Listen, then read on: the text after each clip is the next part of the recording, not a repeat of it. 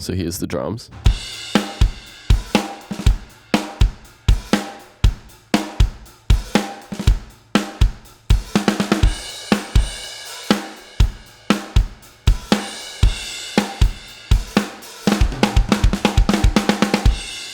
Now I'll just cut this because we're only focusing on this small section.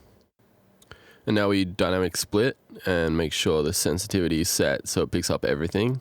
Then dial back the reduce splits fader until it only has a dotted green line over every hit that we want. So that looks pretty good. I'm just going to turn off the grid because the drums aren't to that tempo anyway. Yep, all looks good. So now I'm going to press split and then duplicate the track. So now I'm going to delete everything on that track, drag down the split audio, and then heal the original so there's no cuts on the original. Remove that first hit because it's not meant to be there. Select all and then change the length to 0.02 so you're only getting the attack of each hit.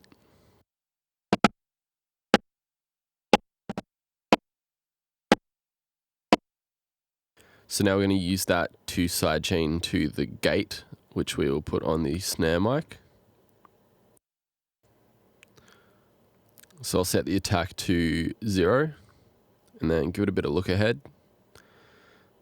Bring the threshold all the way down and the range all the way up.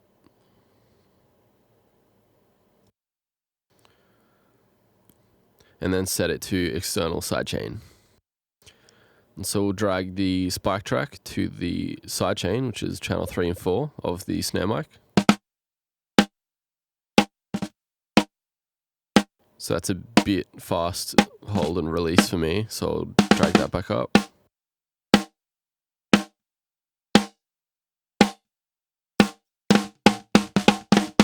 Sounds a bit more natural. As you can see, the ghost notes are spot on.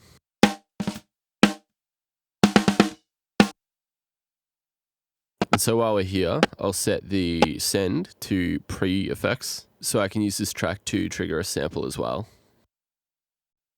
So I'm going to use this sample that I made.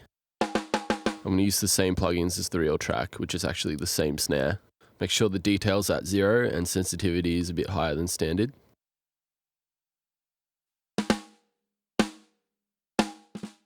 Make sure it's picking up the ghost notes.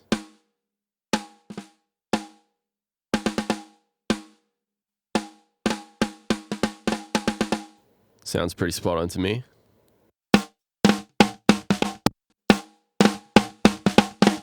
Seems to blend pretty well with the real snare.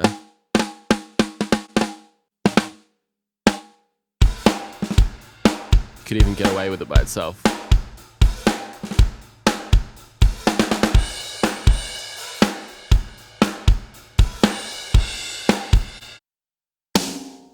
Alternatively, here's a really cool one shot that I found.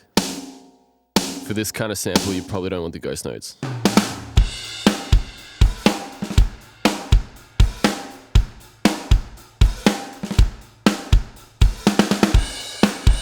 And that's it.